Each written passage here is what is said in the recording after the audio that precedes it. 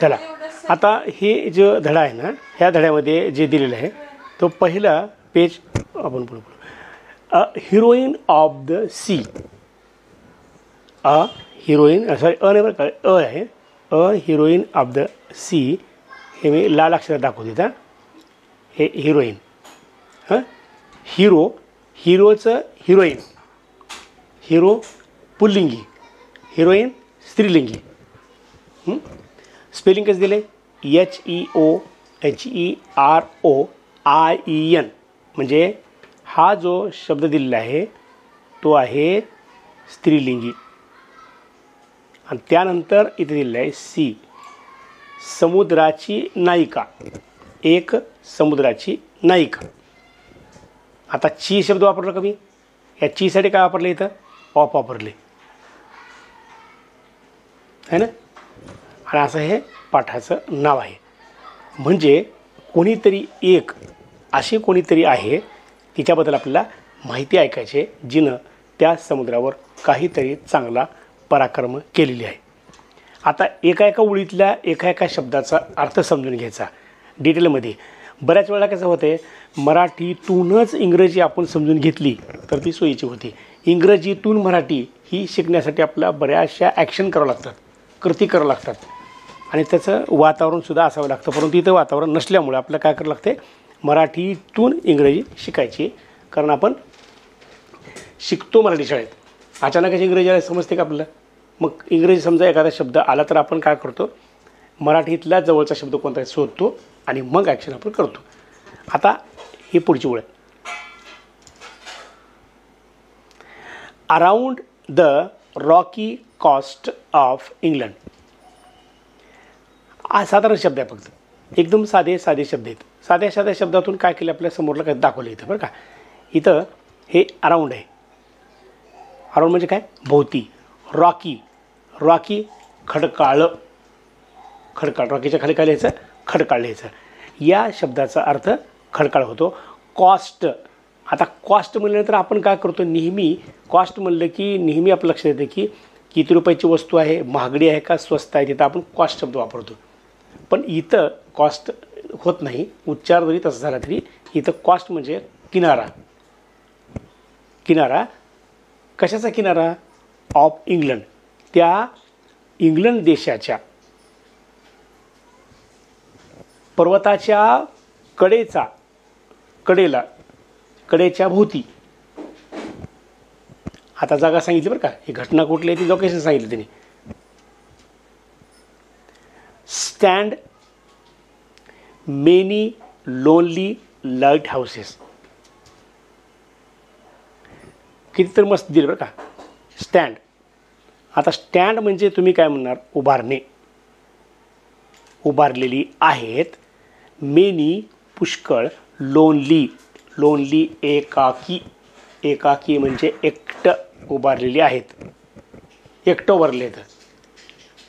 आपण गावाला जाताना गाडीतून पुढे जाताना तिथं लाईटचा खांबा थांबलेला असतो, एकटं थांबलेलं असतं ना, त्या सोबतीला कोणी असतं का, कोणी नसते.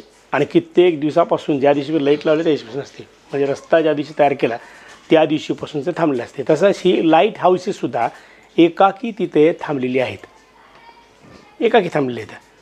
आणि मग आता पुढं दियर लाईट्स, हे जे दियर वापरले, हे जे दियर वापरले हा सुद्धा एक कर्ता आहे. इथं खरं तर का नाही हे दियर लिहिताना हे असं लिहायचं दियर बरं का. हे देअर आहे की नाही, देअर म्हणजे तेथे, देअर आणि दियर. देअर काय करते, स्थानदर्शक करता येतो, ठिकाण दाखवते, तेथे. दियर म्हणजे त्यांचा, त्यांचे हे जे दियर लाईट्स, त्यांचा उजेड, त्यांचा प्रकाश, शायनिंग चमकत, शायनिंग म्हणजे चमकत, अक्रॉस द सी समुद्राच्या, आता अक्रॉस द सी समुद्र किनाऱ्यावर, सगळीकडेच समुद्र किनाऱ्यावर, समुद्र किनाऱ्याच्या पलीकडे बरं का. म्हणजे असं सांगितलं आहे की अलीकडे डोंगर आहे, खडकाळ डोंगर आहे, त्याच्यावरती लाईट हाऊसेस आहेत आणि त्या लाईट हाऊसेसचा उजेड कुठं पडला आहे, समुद्राच्या पाण्यावर, म्हणजेच across the sea. Warn warn, warn म्हणजे बजावणे. Warn sailors at the night म्हणजे त्यांचं काय काम आहे लाईटचं. लाईटचं तिथं दिलेल्या काय काम आहे, प्रकाशाचं काय काम आहे त्याचं इथं थोडक्या शब्दात वर्णन केले. ती लाईट समुद्र किनाऱ्यावर समुद्रात सगळीकडे पसरलेली आहे. Across the sea, across sea सगळ्यात नाही बरं का, त्या जवळपासच्या त्या सगळ्या म्हणल्यास मग इकडे दिसलं असतं भारतात बी आपल्या की नाही, तेवढ्याच तिथं. आता इथे एक लाईट लावली आहे कोपऱ्यात आणि उजेड कुठं पडला आहे, सगळ्या रूममध्ये आहे की नाही. पलीकडच्या रूममध्ये पडला आहे का, पलीकडच्या घरात पडला आहे का, नाही. तसं याचा अर्थ होतो वॉर्न सेलर्स ॲट नाईट. आता वॉर्न सेलर्स, हे सेलर्स काय भानगड आहे. सेलर्स म्हणजे जे रात्री प्रवास करतात जहाजेमध्ये आहे ना. कोणती जहाज, मग कोणती का जहाज राहणार, एक प्रवासी असेल, 10 प्रवासी असेल, छोटे प्रवासी असतील, कमी प्रवासी असतील, कुठली असेल है ना. आणि ते कधी करतात, रात्री. त्या रात्री प्रवास करणाऱ्या सेलर्सला वॉर्न, वॉर्न म्हणजे बजावण्यासाठी की इकडून इकडं, इकडून इकडं धोका आहे, पलीकडं असं आहे, इकडं खडक आहे, तिकडं असं आहे, धोका कुठं आहे हे बजावण्यासाठी त्या काय करतात, लाईटी काम करतात. सोपं आहे ना. आपण रात्री घराच्या बाहेर पडल्यावर बॅटरी घेऊन जातो, ती बॅटरी काय करते, आपलं पलीकडं खड्डा आहे बजावते की नाही. अरे बापरे खड्डा इकडे जाऊन, अरे इकडे साप आहे, अरे इकडे काटे, लाईट बजावतं का नाही. मग त्या आपल्या हातातल्या बॅटरीचं बाहेर अंधारात पडल्यानंतर जे काम असतं तेच काम इथल्या कुठं कुठं इथले Rocky cost of the England कोणाचं काम आहे, लाईट्सचं. हो का, ह्या लाईट्सचं काम आहे. त्या लाईट्स काय करतात, प्रकाश दाखवून तिथला धोका वाचवतात. आता पुढची ओळ ऑफ डेंजरस. आता कशाचा धोका वाचवतात ते, ऑफ डेंजरस रॉक.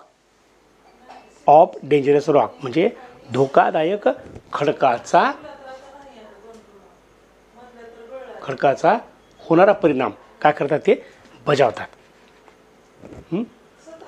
जगामध्ये सगळ्यात एक मोठी जहाज होती, त्याच्यावर एक पिक्चर निघाला, माहिती आहे का तुला, काय पिक्चरचं नाव ते,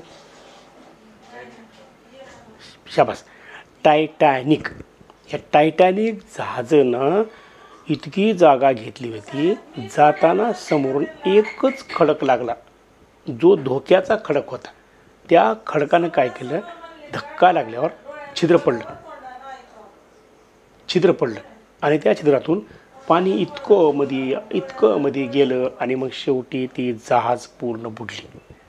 कदाचित जर लाईट राहिली असती तर, आणि त्या कॅप्टनला जर कळलं असतं की इथं लाईट आहे आणि तिथं खडक आहे, तो डेंजरस खडक आहे, तो खाली लागला तर फुटत्या जहाज हे कळलं असतं, तर तेवढी भली मोठी जहाज बुडली नसती आणि बरेचसे माणसं वाचले असते. मग हे होऊ नये, अशा प्रकारचे धोके होऊ नये म्हणून या लाईटी काय करतात, वॉर्न करतात. म्हणजे उगाचच कोणतरी आपण लग्नात लाईटिंग लावता, वाढदिवसाला लावतो का नाही, तसं त्यांनी लाईटिंग लावली नव्हती असं इथं म्हणायचे. आता ह्या पुढच्या वेळी मी सांगितलं की they see, when they see, तर बघा, when they see the lights sailors, जेव्हा ते लाईट बघायचे, take their ships far out the sea. पूर्ण वाक्य ऐकायचं, अर्ध वाक्य कळत नाही बरं का. आता हे जे व्हेन आहे की नाही, या व्हेनमध्ये काय केले त्यांनी, हे व्हेन काय आहे मला माहीत आहे तुला, हे व्हेन एक प्रश्नार्थक शब्द आहे, तो त्याच्यापासून प्रश्न तयार होतो, तो प्रश्न तयार होतो आणि त्या प्रश्नार्थक शब्दाचा अर्थ होतो खरा तर केव्हा. काय होतं, केव्हा होतो. पण केव्हा जर वापर झाला तर सगळ्यात शेवटी वाक्याचा काय येतो, प्रश्नचिन्ह असं येतो का नाही. पण इथं आले का नाही, मग इथं व्हेनचा अर्थ केव्हा घ्यायचा का नाही. इथं व्हेन हे 2 वाक्याला जोडण्याची भूमिका करते. हे व्हेन काय करते, हे व्हेन 2 वाक्याला जोडण्याची भूमिका करते. त्याला आपण काय म्हणतो मराठीमध्ये, उभयान्वी. चुकले थोडंसं पण समजून घ्यायचं, 92. आता इथे कसं दिले तर लिहिता येत नाही, असं लिहितो आपण 92 अवे. 2 वाक्याला जोडण्याचं काम करते. म्हणजे व्हेनचे अर्थ किती होतात? 2. म्हणजे 2 अर्थ बदलले कधी ओळखायचं? जर व्हेननं सुरुवात झाली म्हणजे WHच्या कुठल्याही शब्दानं सुरुवात झाली आणि शेवटी प्रश्नचिन्ह आला तर समजायचं त्या प्रश्नाचा अर्थ प्रश्नार्थक, शब्दाचा अर्थ प्रश्नार्थक होतो. पण जर शेवटी फुल स्टॉप आला, फुल स्टॉप म्हणजे काय? हे असं फुल स्टॉप आलं, आलं की फुल स्टॉप इथं आले का? तर ह्याचा अर्थ होतो की व्हेन हे काय आहे? कनेक्टिव्ह आहे किंवा WHच्या प्रश्नाचा अर्थ कनेक्टिव्ह म्हणून वापरला जातो. जेव्हा ते म्हणजे कोण? ते म्हणजे कोण? When they see the light sailors take their ships far out of the sea. जेव्हा ते पाहायचे खडक पाहिजे. कोण पाहिजे खडक? त्या लाईटच्या वटिलामध्ये हे सेलर्स पाहिजे. हां, मग शिप आहेत की नाही? हे फार म्हणजे काय? दूर. आउट टू सी, समुद्रापासून काय करायचे? थोडंसं लांब न्यायचे. बट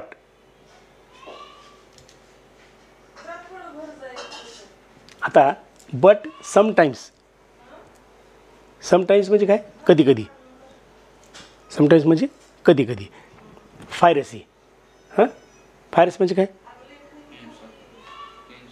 हां, हिंसा. आता नीट शब्द घ्यायचे आहेत बरं का. हिंसा होते याचा अर्थ. हे जे FIERCE आहे ना, ह्याचा अर्थ हिंसा होतो. पण पुढं काय दिले बा? स्टॉम्स दिले. स्टॉम्स म्हणजे काय? वादळ. कधी, परंतु आता ही बट आहे काय? हे बट आणि हे व्हेन ह्या दोघाची भूमिका एकच आहे. 2 वाक्याला जोडायचं बरं का. आपण कधी परंतु वाक्य जोडतो का नाही, तसं इथं बटनं जोडलं त्या. बट समटाईम्स फायरस स्टॉम्स, कधी एक हिंस्त्र वार. आता आपण हिंस्त्र शब्द चुकीचा आहे. कोणता शब्द वापरायचा मग? हिंसक वार आहे ना, जे काय करते? घात करते. आपण बघितले की वारं आलं, घरं उडून गेले, माणसं उडून गेले, है ना, येते ना पेपरमध्ये. अमेरिकेच्या कोपऱ्याला सारखं येते. तसं जर आलं, कधी तसं आलं. Drive ships on the rock. Drive ships on the rock.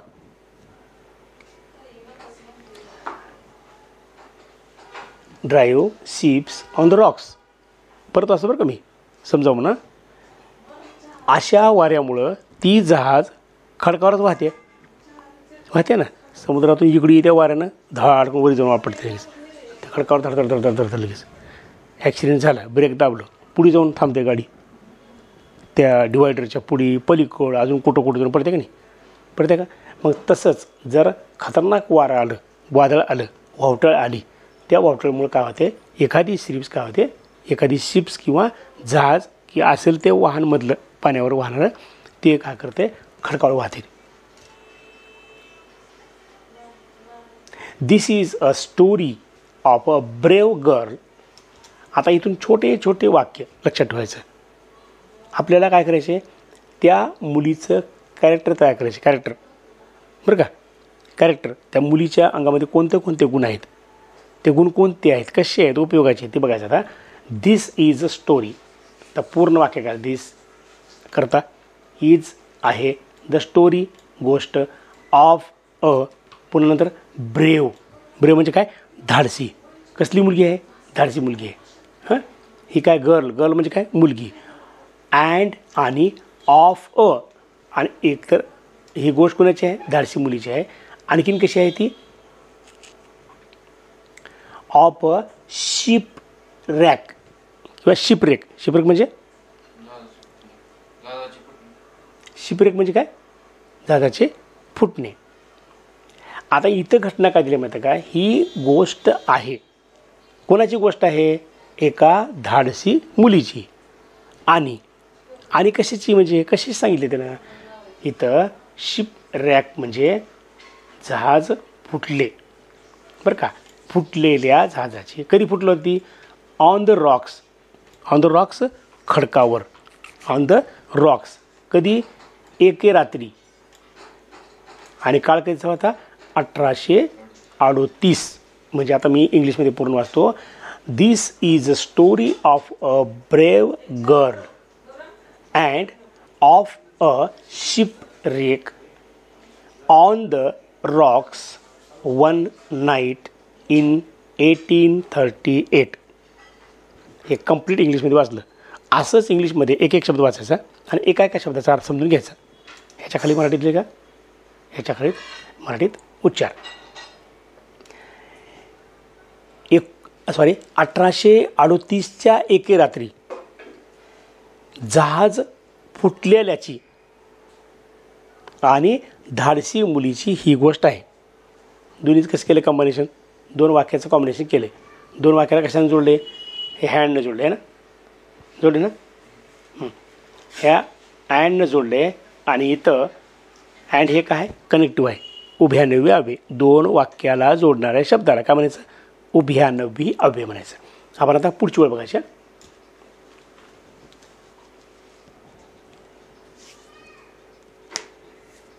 आता त्या मुलीचं नाव बी दिलं बरं का. त्या मुलीचं नाव दिले, त्या मुलीचं वर्णन केले, त्या मुलीमध्ये काय काय आहे हे दाखवले त्यानं. Grace darling was the daughter of light house keeper. म्हणजे तिथले दिवे लावणाऱ्या माणसाची मुलगी आहे ती. डॉटर बरं का, डॉटर. आता हे जे डार्लिंग आहे की नाही शब्द, आपण डार्लिंग वापरतो शब्द. डार्लिंग काय करतो? डार्लिंग असं गाणं आहे मराठीत. हा शब्द इंग्लिशमधला मराठीत म्हणला आहे डार्लिंग.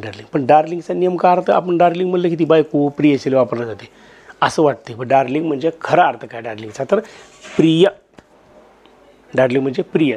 Grace darling. आता इथं ह्यांचं नाव आहे, ह्यांचं नाव आहे, त्याच्यामुळे मग ही नाव काय आहे काय भानगड प्रश्न आपण. पण डार्लिंगचा दुसरा अर्थ काय होतो हे समजावून सांगितलं. Was the daughter of a light houses keeper. हे आता शी had lived.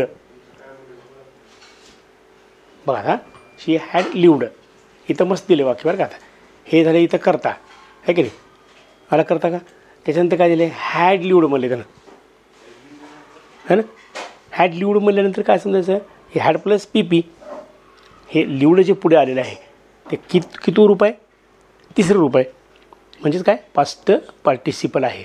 Lived all her life in a lonely light houses. सोपं दिलं याच्यामध्ये. तिने राहिलेली होती. तिचं सगळं जीवन, हे बघ, ऑल हर लाईफ, तिचं सगळं जीवन राहिली होती. कुठं राहिलेली होती? इन लोनली, एकाएकी त्या असलेल्या लाईट हाऊसेसमध्ये तिनं राहिलेली होती. हे पूर्ण भूतकाळाचं वाक्य आहे. Complete perfect past tense. म्हणजे पूर्ण भूतकाळाचं वाक्य कसं असतं हे आपल्याला माहिती राहण्यासाठी काय केलं पाहिजे? इथं हे वाक्य आपण लक्षात ठेवलं पाहिजे. आता आणखीन एक त्याचं वैशिष्ट्य सांगितलं त्या मुलीचं. Far away. त्या मुलीचं वैशिष्ट्य ही. आता हे राहिले कुठं माहिती ना? कुठं राहिले? हे लाईट हाऊसेसमध्ये राहिलेले आहे. विशेष म्हणजे की नाही बाळा, फार दूर. फार म्हणजे काय? दूर. Far away. फार अवे दोन्ही मुळे काय केले? दोन्हीचा अर्थ दूर होते. फार अवे खूप दूर. कुठून दूर? पासून. फ्रॉम म्हणजे काय? पासून. फ्रॉमच्या खाली पासून लिहायचं म्हणजे सोपं जाते. टाउन्स शहर अँड सिटीज. नगर आणि शहर, त्याचा अर्थ असा घ्यायचा. नगर आणि शहर त्याच्यापासून ती खूप दूर राहिलेली होती. बरोबर का मी? राहिलेली राहिलेली होती ती त्या एकाकी असलेल्या लाईट हाऊसेसमध्ये. पुन्हा, there was not even a village near their home. आता इथे मी मागं काय केलं माहिती आहे का, THEIR केलं ना, आहे की नाही. आणि त्या THEIRला काय केलं मी देअर लिहिलं, तिथं मी दिअर केलं होतं. दिअर दिअर म्हणजे त्यांचा, त्यांची. आणि हे देअर आहे. हे काय आहे, स्थान दाखवणारं, ठिकाण दाखवणारं सर्वनाम. देअर वॉज नॉट, नव्हतं. इवन सुद्धा. खेडं विलेज म्हणजे काय, खेडं. नियर जवळ, दिअर होम, त्यांच्या घराजवळ निव्वळ एक खेडंसुद्धा नव्हतं. ते जे तिथे राहत होते ते म्हणजे कोण, ग्रेस डार्लिंग जिथे राहत होते. कुठं राहत होते, त्या रॉकच्या शहरामध्ये. रॉकच्या शहरात म्हणजे का, खडकाच्या गावात. ते कुठं होतं, समुद्रापासून, गावापासून, इतर गावापासून लांब. त्यांच्याजवळ एक खेडंसुद्धा नव्हतं ना, गाव नव्हतं. आता अजून दिअर आलं का, दिअर. ते दिअर आणि हे देअर. आत्ता वाचलेलं होतं देअर, आता हे दिअर.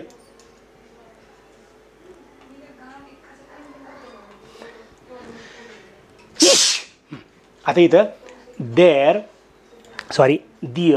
Nearest neighbours were many miles away. आता त्यांच्या जवळचे पाहुणे देखील त्यांच्यापासून खूप दूर होते. जवळचा पाहुणा एक बी नाही, म्हणजे ते कसं तरी कुठंतरी एका जागी राहत होते. म्हणजे 100 घरामध्ये 100 घरं इथं आहे ना, 100 घरामधले एक माणूस लांब राहिले, त्याच्या जवळचं हे ते कोण नाही जवळ त्याच्या, तशी अर्थ होते. दिअर नियरेस्ट नेबर्स, त्यांच्या जवळचे शेजारी. म्हणजे शेजारी आहेत ना, एखादं घर असतंय, घराला शेजारी असते, शेजारीसुद्धा जवळ नव्हते. म्हणजे इथं एक शेजारी आहे तर आणखी कुठंतरी लांबवर शेजारी आहे. खेडं तर आणि शहर तर लांबच, पण शेजारीसुद्धा त्यांच्या जवळ नव्हते, असं या वाक्याचा अर्थ होते. आणि ते कसे लांब होते, मेनी माइल्स दूर. But graces father was a वाईट अँड एज्युकेटेड मॅन. आता इथं मात्र शब्दाला कधी लक्ष द्यायचं बरं का. इथं मी जे सांगतो ते लक्षात ठेवायचं. हे आहे बट नंतरचा शब्द ग्रेसेस. खरा शब्द काय, ग्रेस. पण इथं काय केलं आहे, हो का, इथं असं केलं, इथं कॉमा दिला आहे. कॉमा दिल्यानंतर पुन्हा एस लिहिले, हे एस लिहिले. म्हणजे आता इथं ह्या कॉमा दिल्यानंतरच्या यसचा अर्थ होतो ग्रेसेसचा. कळलं का. आता समजा मी इथे दिलो, महेश दिलं नाव, महेश. मला महेशचा म्हणायचे, महेशची म्हणायचे, पण मला ऑफ वापरायचं नाही. ऑफ हे प्रिपोजिशन न वापरता मला चाचीचे म्हणायचे. त्यावेळेला मी काय करतो, कॉमा देतो नावाला, कोणाचं नाव आहे त्याला कॉमा देतो, आणि त्यानंतर पुन्हा एस लिहितो. फादर वॉज, परंतु ग्रेसेसचा वडील, म्हणजे ग्रेसेसचे वडील, हे ग्रेसचे वडील. आता मी ग्रेसेसचे म्हणणार का, ग्रेसचे वडील कसे होते, वाईज म्हणजे हुशार. वाईजपासून विजडम झाले, हुशार, विजडम, विद्वान. एज्युकेटेड, शिकलेले व्यक्ती. मॅन म्हणजे माणूस नाही म्हणायचं, बरं शिका, शिकलेला माणूस असं म्हणता येते आपलं, शिकलेले माणूस म्हणायचं, तसं जमते. हू, आता इथं हू आलं, इथं आलं का हू. आता हे जे हू आहे ना, ह्या हूचा अर्थ कोण होत नाही बरं का. इथं ह्या हूचा अर्थ होतो, काय होतो, जो. म्हणजे अगोदर सांगितलं होतं की हा शब्द प्रश्नार्थक असून तो इथं प्रश्न तयार करणारा नाही, किंवा इथं केलेलं नाही प्रश्न त्यानं. इथं शेवटी काय आलेलं आहे, फुलस्टॉप आले ना, आले की फुलस्टॉप. म्हणून इथं हूचा अर्थ जो, जी, जे होतो, कोण होत नाही. जो ब्रॉट, ब्रिंग म्हणजे आणणे, ब्रिंगचा भूतकाळ ब्रॉट ऑफ, आणलेलं होतं, आणलं. कसं आणलं होतं, अप, वर. हिज, त्याचे. चिल्ड्रन. आता हीज आहे की शब्द, हीज आहे की नाही, हे हीज कोणासाठी, ह्यासाठी आले, हे फादरसाठी आले. चिल्ड्रन म्हणजे काय, लहान मुले. व्हेरी केअरफुल्ली, काळजीपूर्वक आणलं. आता हे केअरफुल्ली शब्द आहे की नाही, केअरफुली शब्द काय माहिती आहे का, केअरफुली शब्द ॲडव्हर्ब आहे. ॲडव्हर्ब म्हणजे काय, क्रिया विशेषण.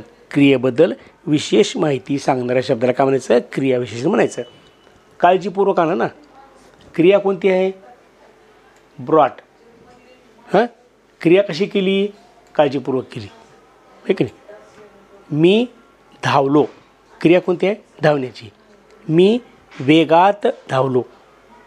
वेगात काय आहे इथं? वेगात ॲडव्हर्ब आहे, क्रिया विशेषण. Grace and her brother and sisters. Grace आणि तिचे भाऊ आणि बहिणी काय करायचे? वेअर ऑल टॉट टू रीड अँड राईट. त्यांना वाचायला आणि लिहायला शिकवलं होतं. आता हे जे टॉट आहे की नाही, हे टॉट म्हणजे काय? टीचचा भूतकाळ आहे तो. टीच, TEACH. टीचचा भूतकाळ टॉट. टीच, टॉट. टू रीड शिकवलेलं होतं. कशाला?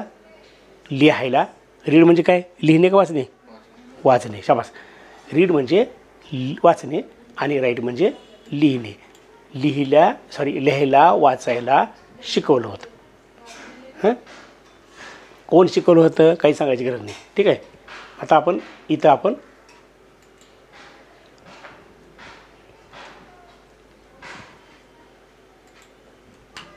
थांबू बेटा. हां, पुढचं कर पाहिजे आता.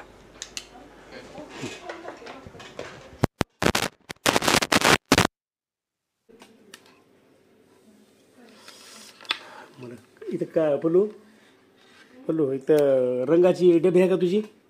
इथली उचलून ठेवू बरं. आज लई सेन्सिटिव्ह झाले, वाचायला त्रास होता मला. ते जे आता क्रियापद केल्यास कळा तू.